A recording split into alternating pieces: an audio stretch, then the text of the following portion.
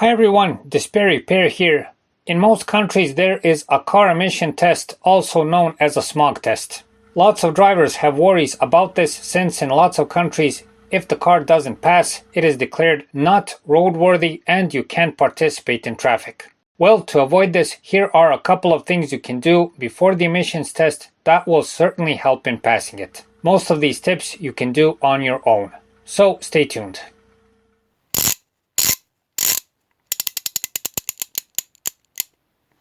DespairRepair.com.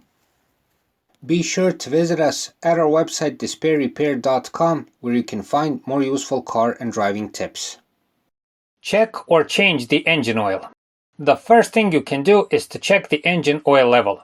If there isn't enough, be sure to add some. If the engine oil and filter are due for a change, do it before the emissions test, especially if the engine burns some oil. Worn out or low quality engine oil will directly affect how the engine works and thus the emission gases. Check or change the air filter. Next, and this one is super important, check or change the air filter. A dirty or worn out air filter will cause a disturbance in the airflow, affect the combustion and the exhaust gases. So if the air filter is even near its replacement interval, change it, it will make a big difference. Check the coolant level. Make sure to check the coolant level also.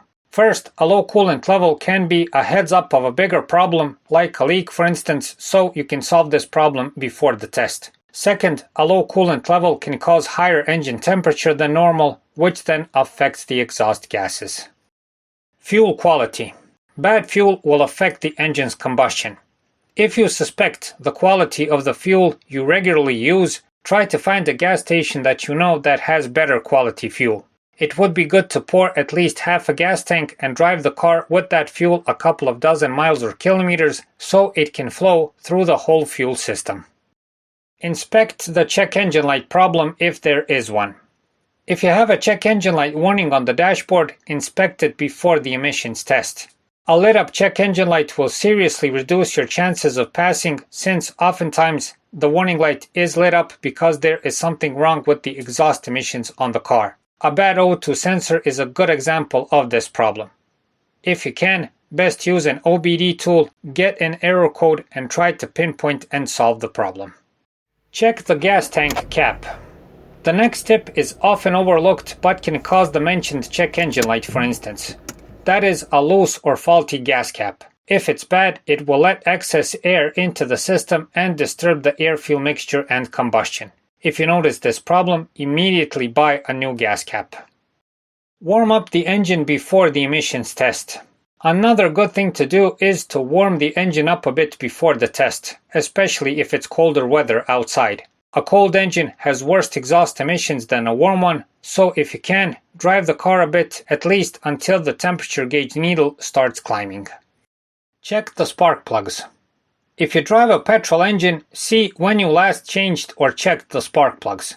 If they are due for replacement or even near it, just like with the oil and air filter, best do the replacement before the test. Worn out, dirty, or even worse, faulty spark plugs will seriously affect the combustion and reduce the possibility of passing. Check the fuel system. A useful thing to do is to check the fuel system. But this tip is optional since it would demand checking the fuel pressure and fuel injectors. This demands specific tools or visiting a mechanic, which is a bit complicated and oftentimes not necessary regarding this. What you can do is to check when the fuel filter was last replaced and if it's due for replacement, best do it before the test. Be aware of DPF filters, EGR valves and catalytic converters. On almost all cars you'll find either a DPF filter, a catalytic converter, or an EGR valve, or a combination of these. Know that all of these parts dramatically affect the emissions, and if they are faulty or clogged, you will not pass the emissions test for sure. This goes double for diesel cars. The bad side of this is that if any of these parts are faulty, it's a big cost to replace them. But it's common practice to try and clean them first, except for the catalytic converter. The cleaning is done in specialized shops and in most cases, cleaning gives good results. In the end, the key to being prepared for an emissions test and to pass it without any problems is to do regular maintenance on your car and to do it on time. By doing this, there will be no fuss, no sudden extra costs, and no worries about whether you will have an available car tomorrow. Just sit in the car when the time comes and go, and you'll see in most cases there will be no problems. So that's it for this time. We hope the video helps. Please like and subscribe, it's a huge help for what we're doing. Thanks for watching and thanks for your time.